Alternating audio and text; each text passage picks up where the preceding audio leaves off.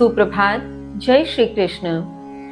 किसी भी प्रकार के फल की इच्छा के बिना आकांक्षा से रहित होकर शास्त्रोक्त विधि पूर्वक और मन को स्थिर करते हुए जो यज्ञ किया जाता है वह यज्ञ सतोगुनी कहलाता है। लेकिन वहीं पर फल की इच्छा रखते हुए किसी न किसी प्रकार के फल की कामना, आकांक्षा की कामना करते हुए या फिर दंभ के लिए, अहंकार दिखाने के लिए, स्वयं को सर्वे सर्वा दिखाने के लिए जो यज्ञ किया जाता है वह रजोगुनी कहलाता है। इसी श्रृंखला में श्री कृष्ण आगे क्या बताते हैं, आइए जाने। श्लोक संख्या 13। विधिहीनम अश्रेष्ठ अन्नम मंत्रहीनम अदक्षिणम श्रद्धा विरहितम यज्ञम तामसं परिचक्षते। श्री कृष्ण कहते हैं, शास्त्रीय विधि से हीन, प्रसाद वितरण किए बिना, मंत्र व दक्षिणा से हीन और श्रद्धा से रहित यज्ञ तामसी माना जाता है।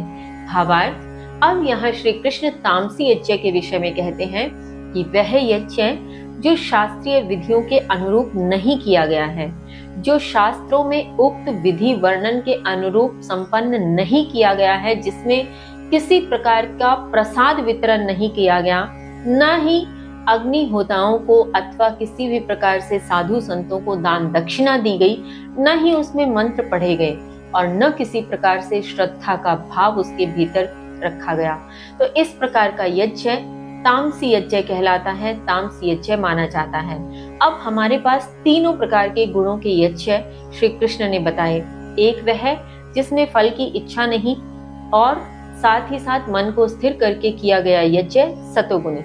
फल की इच्छा है, किया शास्त्रीय विधि के अनुरूप है, लेकिन फल की इच्छा से किया गया या फिर अपना घमंड दिखाने के लिए किया गया, तो ऐसा यज्ञ रजोगुनी है। लेकिन इन सब को हटा दिया गया जब शास्त्रीय विधि भी नहीं, जब मंत्र इत्यादि दक्षिणा भी नहीं, जब श्रद्धा का भाव भी नहीं, तो वह तामसी यज्ञ हुआ। आगे श्री कृष्ण कहते हैं, श्लोक संख्या 14। देव द्विज गुरु प्राज पूजनम शोचमार्जवम ब्रह्मचर्यम अहिंसा च शारीरम तप उच्यते।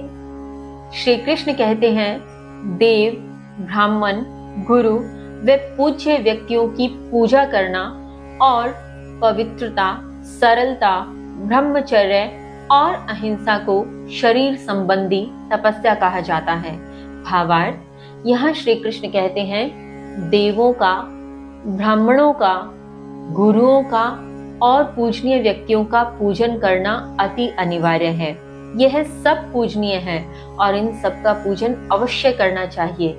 और इसी के साथ जो सरल रहे, पवित्र रहे, जिसके मन में किसी प्रकार का वैर द्वेष भाव न हो, जो किसी से कटु वचन न कहता हो, इस प्रकार का पवित्र और सरल होने के साथ साथ जो अहिंसा के मार्ग पर चले, किसी भी प्रकार से क्रोध में उत्तेजित हो, हिंसा के मार्ग पर न जाए, जो अहिंसा को अपनाए रखे, साथ ही साथ ब्रह्मचर्य का पालन करने वाला हो, जो इन सब व्रतों का पालन करता है, इसका तात्पर्य कि वह शरीर से तपस्या कर रहा है।